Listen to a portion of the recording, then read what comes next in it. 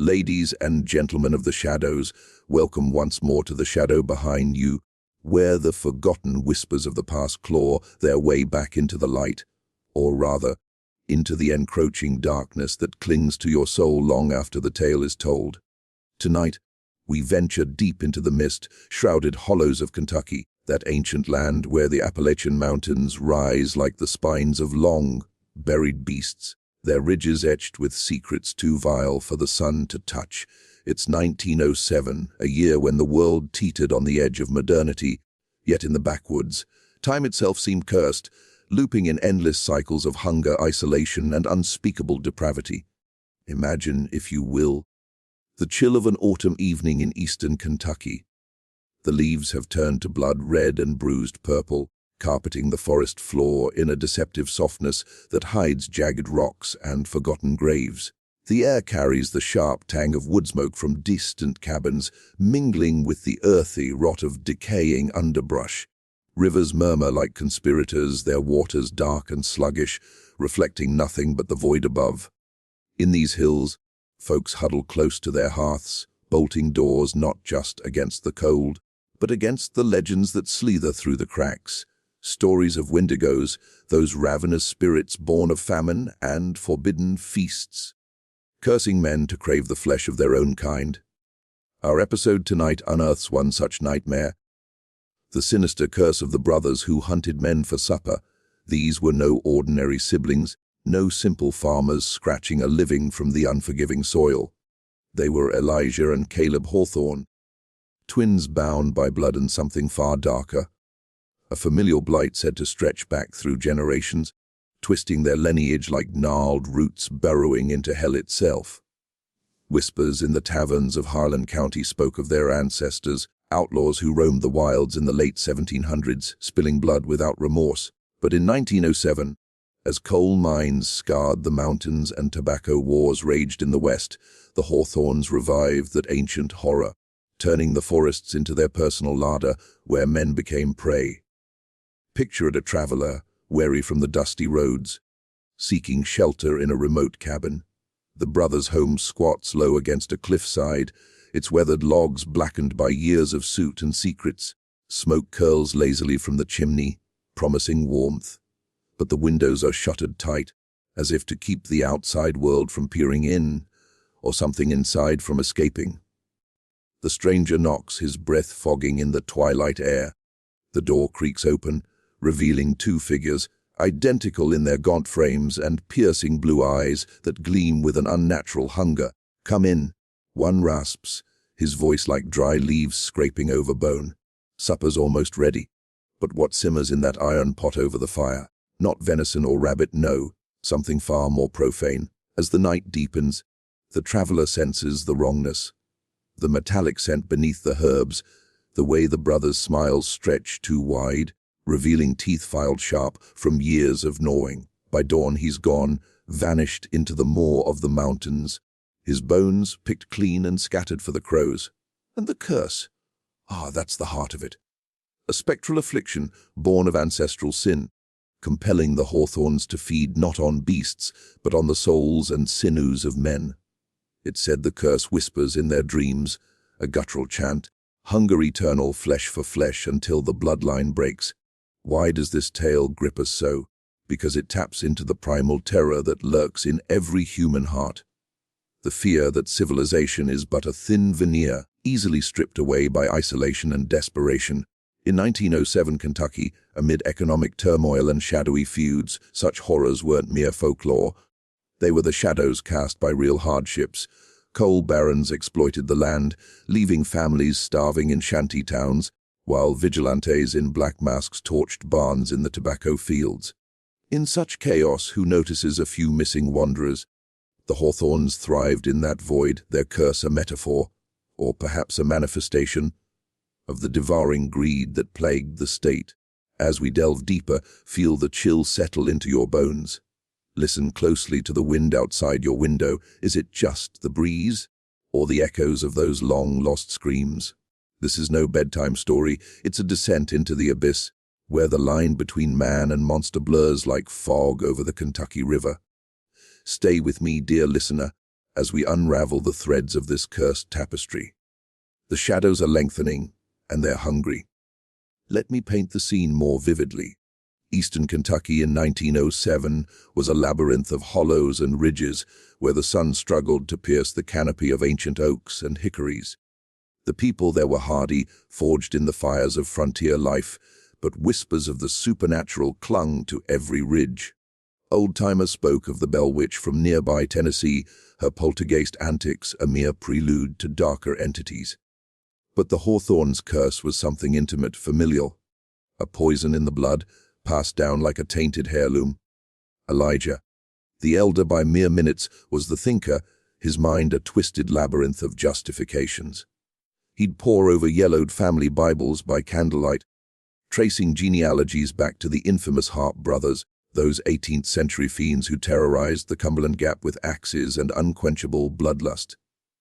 Caleb, his mirror image, was the doer, his hands calloused from trap-setting and knife-wielding, his laughter a low rumble that masked the madness within. Together, they were unbreakable, their bond sealed by the curse that first manifested in their youth during a brutal winter famine that claimed their parents. That winter of 1895, when snow blanketed the hills like a shroud, the boys, then just teens, faced starvation. Their father's last words, gasped through frostbitten lips, the hunger it calls from the old blood. Did they resort to the unthinkable then? Whispers say yes, and from that act the curse awoke a Wendigo-like spirit embedding in their souls, demanding tribute in human flesh. By 1907, the brothers had perfected their hunt.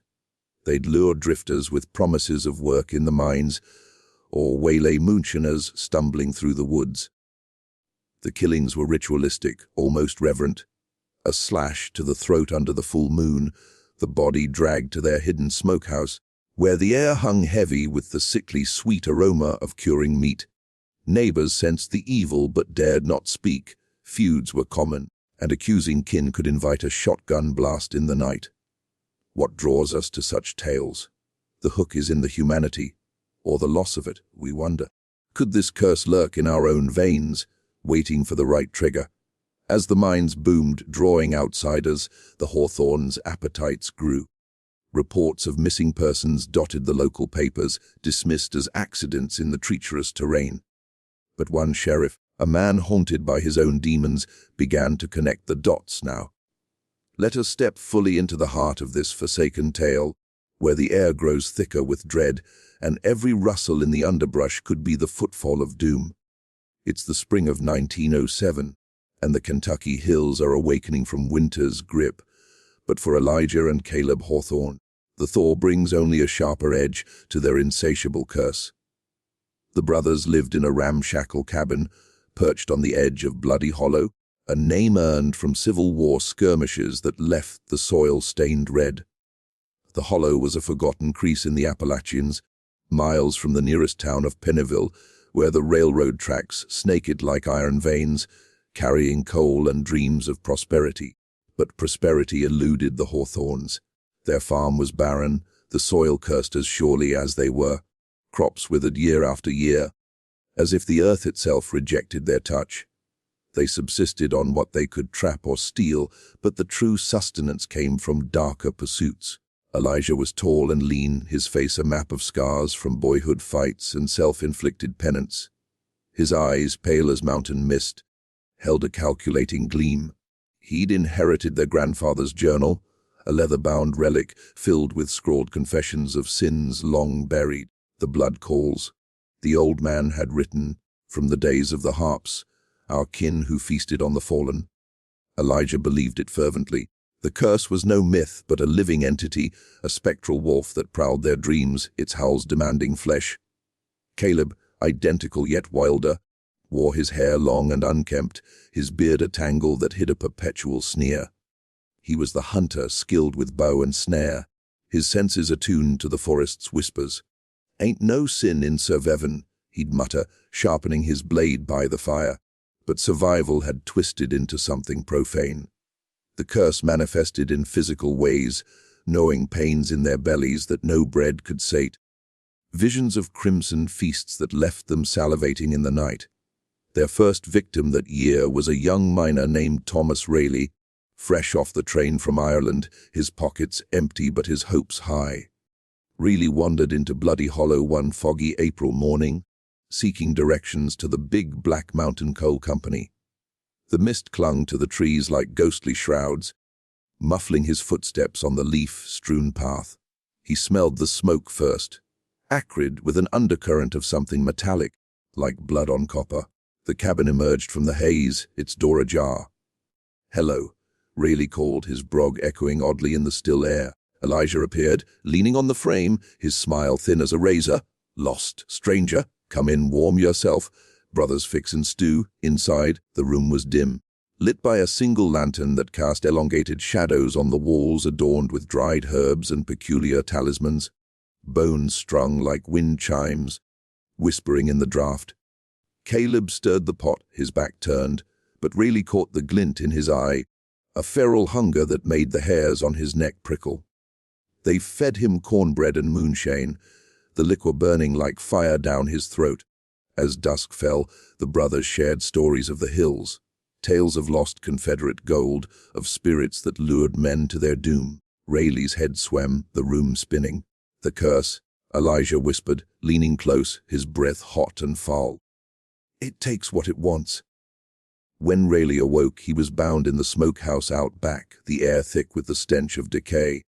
Hooks dangled from the rafters, stained dark. Caleb loomed over him, knife in hand. "Supper time," he growled.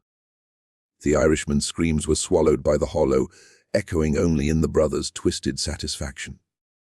They feasted that night, the curse sated for a spell, but its whispers grew louder, demanding more. Word spread slowly, as it does in isolated places. In Penneville, Sheriff Harlan Whittaker, a grizzled veteran of the Spanish-American War, heard murmurs. Whittaker was no stranger to darkness. He'd seen men gutted in Cuba, their eyes pleading for mercy. But this felt different, uncanny. Missing persons reports piled on his desk. A peddler last seen heading east, a runaway from Louisville vanished near the hollow. Wolves, folks said, but Whittaker knew wolves didn't strip bones, clean and bury the remnants under cans of stone. He rode out one May afternoon, his horse skittish on the narrow trail. The forest closed in, branches clawing like skeletal fingers. At the cabin, the brothers greeted him with feigned hospitality, offering coffee laced with something bitter. "Heard about the missin' folks," Whittaker said, his hand resting on his revolver. Elijah's eyes narrowed. "Mountains eat the weak, Sheriff. Ain't no curse but nature."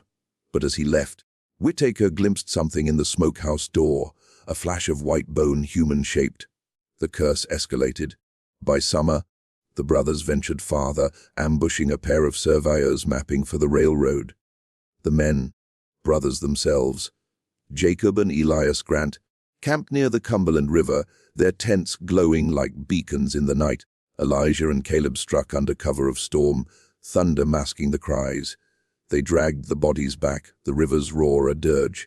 In the cabin, they prepared the supper, the air heavy with forbidden aromas that twisted their stomachs in ecstatic agony. But the curse wasn't content with mere killing, it demanded ritual. Elijah, delving deeper into the journal, recited incantations from faded pages, words in a bastardized Gaelic, invoking the Wendigo spirit said to haunt the bloodline. From the harper's feast, the hunger rises. He'd chant as Caleb carved symbols into the victim's skin, marks that glowed faintly in the firelight. Tension built as neighbors grew wary. Old Widow Mays, living on the ridge above, heard the howls. Not wolf, but human, guttural and pleading. She whispered prayers, barring her door with salt and iron. In town, rumors swelled the Hawthorns were shifters, demons in human form. Whittaker returned with deputies, but found nothing. The brothers had hidden their trophies deep in a cave, its mouth guarded by thorny brambles. As July's heat baked the hills, the curse claimed another, a traveling preacher, Reverend Silas Boone, whose sermons railed against the devil in the mines. Boone sought the Hawthorns, hearing of their affliction. "I can lift the curse," he promised, Bible in hand. They welcomed him, eyes alight with mockery. That night, As lightning split the sky, they bound him to the altar they'd fashioned from an old oak stump. "The devil's already here?" Caleb hissed, plunging the knife.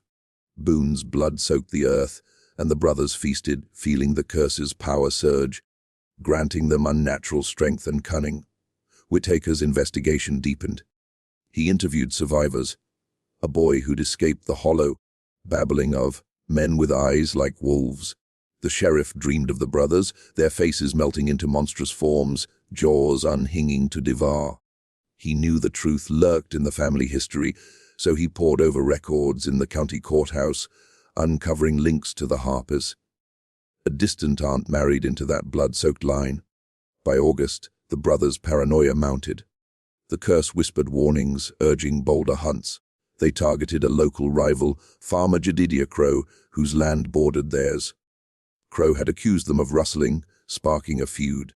One moonless night, they crept to his barn, axes gleaming.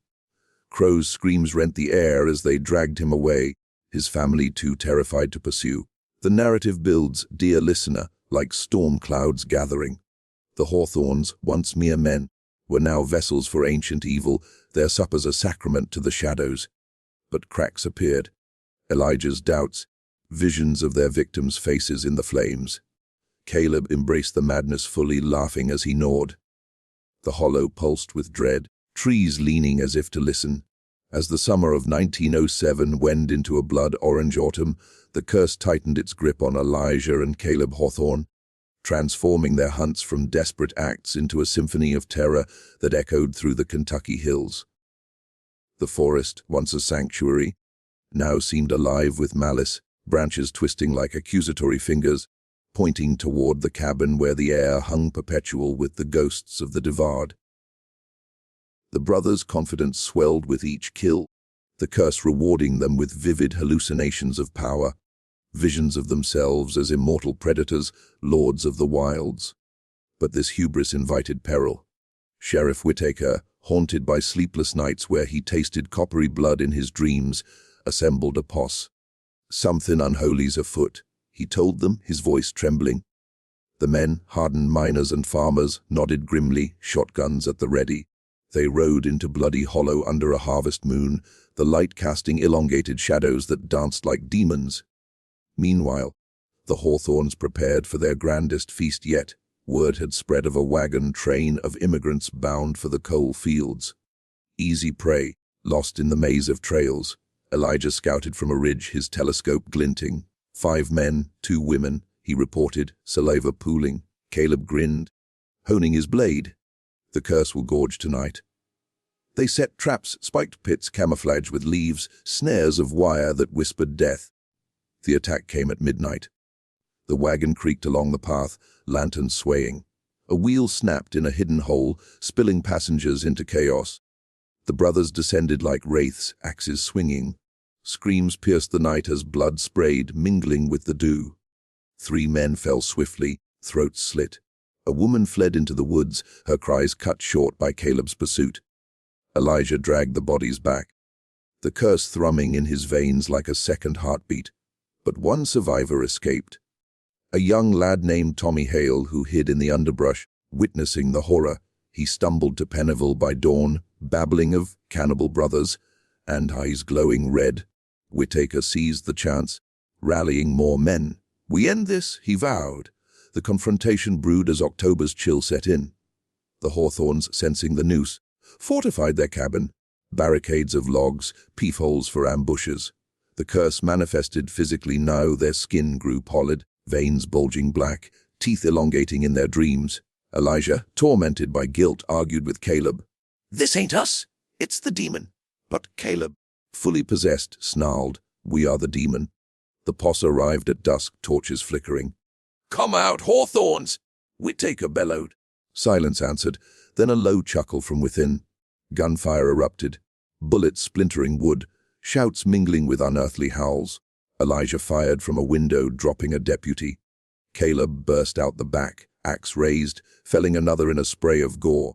The battle raged into night. Whittaker flanked, bursting through the door. Inside, the horror unfolded, human remains hung like sides of beef, the pot bubbling with unspeakable stew. Elijah lunged, knife flashing, but Whitaker shot him in the shoulder. Caleb charged from the shadows, eyes wild, but a barrage felled him, body twitching. Wounded but alive, Elijah rasped confessions as they bound him. The curse, from the old blood Harper's legacy, it made us hunger. Kaling laughed maniacally. It ain't over. It'll find new hosts.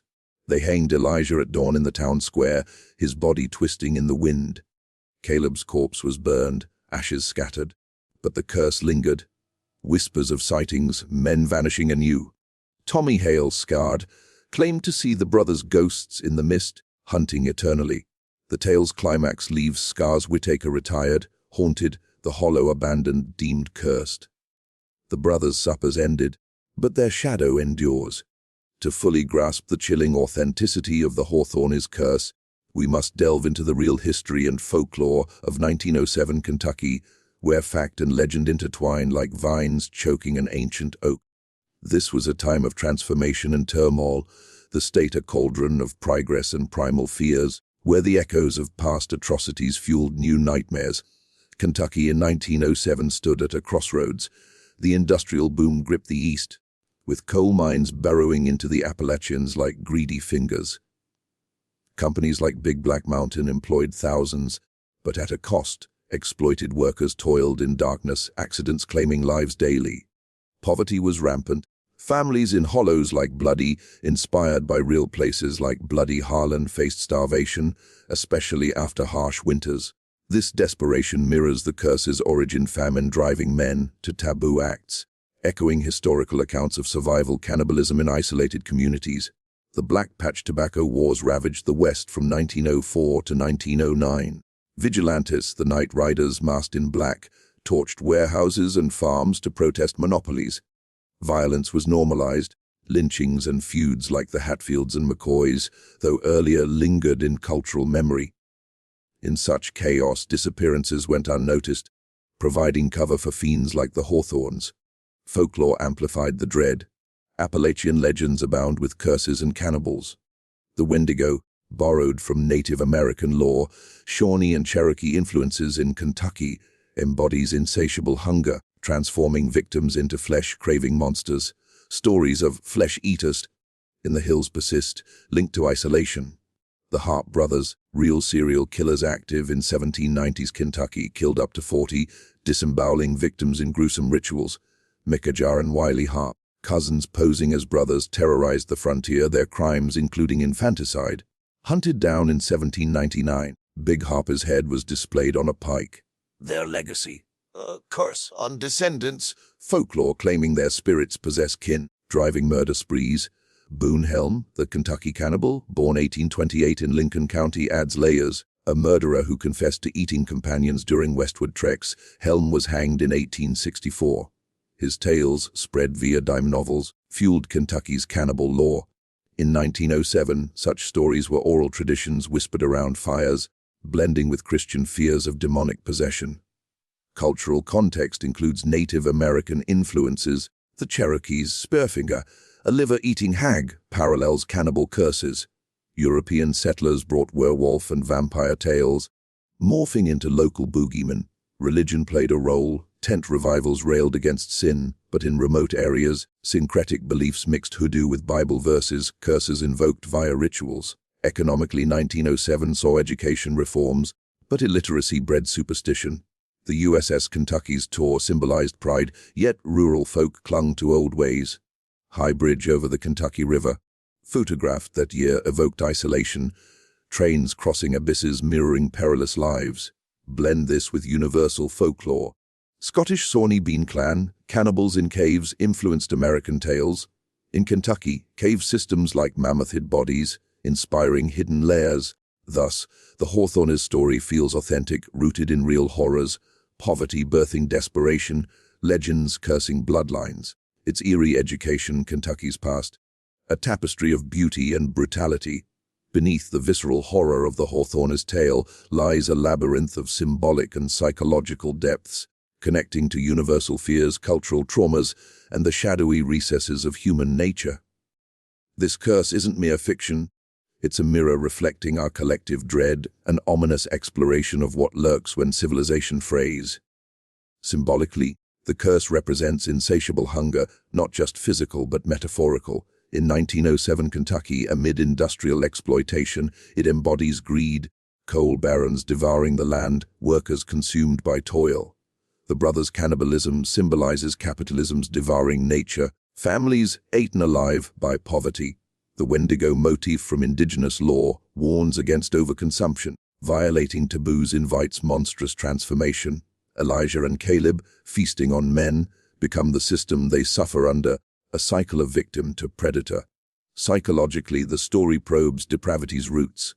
Freudian analysis sees the curse as repressed id, primal urges unleashed by trauma, the brothers famined. Jungian shadows manifest the dark twin archetype in their bond, mirroring split psyches. Isolation breeds madness. Appalachian hollows, like the mind's recesses, amplify paranoia. The ritual killings suggest compulsion, akin to serial killers' patterns. Harps and Helm as historical precedents, their acts driven by sociopathy masked as survival. Thematically, it connects to cultural trauma. Kentucky's history, slavery, Civil War divisions, feuds, leaves generational scars. The curse, a metaphor for inherited sin. Bloodlines carry burdens Harp descendants shunned, echoing how trauma persists. Universal fears. Cannibalism taps anthropophagy dread, violating humanity's core. It evokes existential horror. Are we all one famine from monstrosity? Hobbes' state of nature looms, civilization thin. Human nature's duality shines, brothers as Cain and Abel twisted, fraternity corrupted. The curse questions free will, possessed or choosing evil. Ominous tone in analysis, we confront our shadows, the tale haunting because it whispers, this could be you. Broader connections, folklore as coping. Stories like this process societal ills, from tobacco wars violence to mining disasters. Intellectual chill, the narrative uncovers forbidden knowledge, leaving us questioning blood's whispers. As our journey through the shadowed hollows of 1907 Kentucky draws to a close, the chill of the Hawthorne's curse lingers, a spectral fog that refuses to lift. We've traversed the narrative's blood-soaked paths, unearthed historical roots and plumbed psychological abysses, yet the tale's essence endures. A warning etched in bone hunger, once awakened, knows no satiety. Elijah and Caleb, vessels of an ancient blight, met their end, but did the curse perish with them? Whispers persist. In Bloody Hollow, now overgrown and forsaken, hikers report unearthly howls, glimpses of twin figures in the mist. Missing persons cases. Modern records dismissed as accidents, but we know better. The bloodline may branch still, the Wendigo's call echoing in distant kin. This story haunts because it mirrors our world. Greed devouring souls, isolation breeding monsters. As you turn off the light, ponder what shadows lurk behind you. Listen, the wind whispers. Supper's ready,